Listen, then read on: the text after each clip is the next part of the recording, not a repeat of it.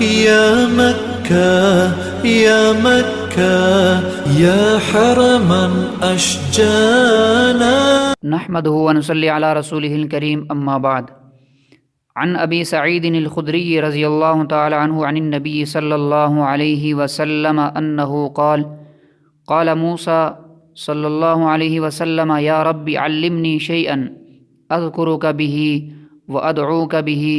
قال قل لا إله إلا الله. قال يا رب كل عبادك يقول هذا.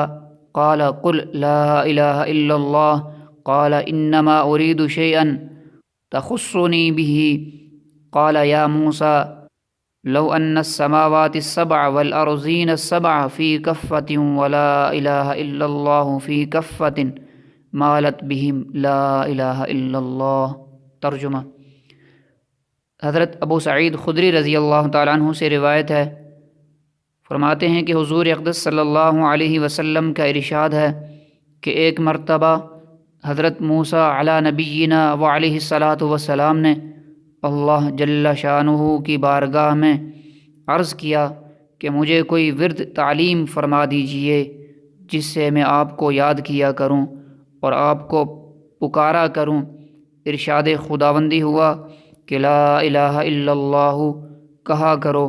انہوں نے عرض کیا اے پروردگار، یہ تو ساری ہی دنیا کہتی ہے۔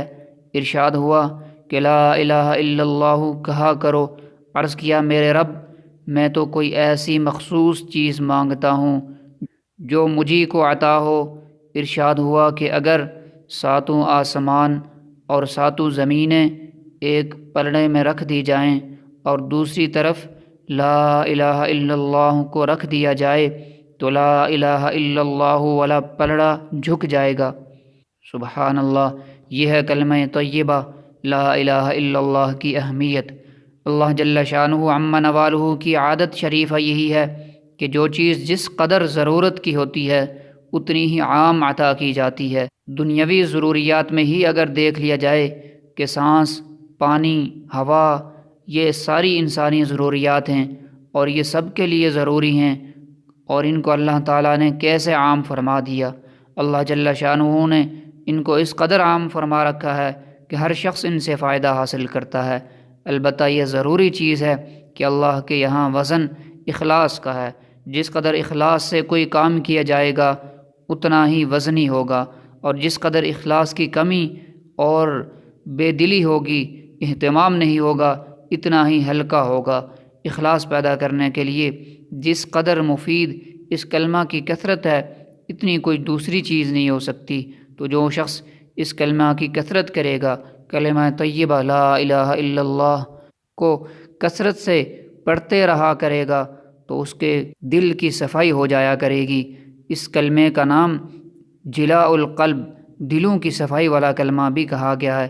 اسی وجہ سے صوفیہ حضرات کہتے ہیں کہ کلمہ طیبہ کا ورد کثرت سے کیا کریں، اور سینکڑوں نہیں بلکہ ہزاروں کی مقدار میں روزانہ کا معمول تجویز فرماتے ہیں۔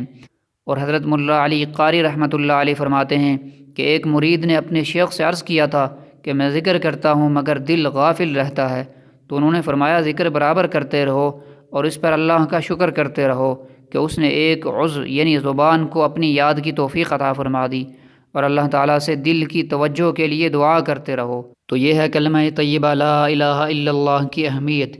اس لیے اپنے معمولات میں یہ رکھ لیجئے کہ روزانہ 1200 مرتبہ لا الہ الا اللہ کا ورد کیا کریں، اور تنہائی میں یہ ورد کریں۔ انشاءاللہ ایمان کی حلاوت ہمیں نصیب ہوگی۔ اللہ ہمیں اس پر عمل کرنے کی توفیق عطا فرمائے۔ سبحانک اللہم و بحمدک، اشہد ان لا الہ الا انت، استغفرک و اتوب الیک۔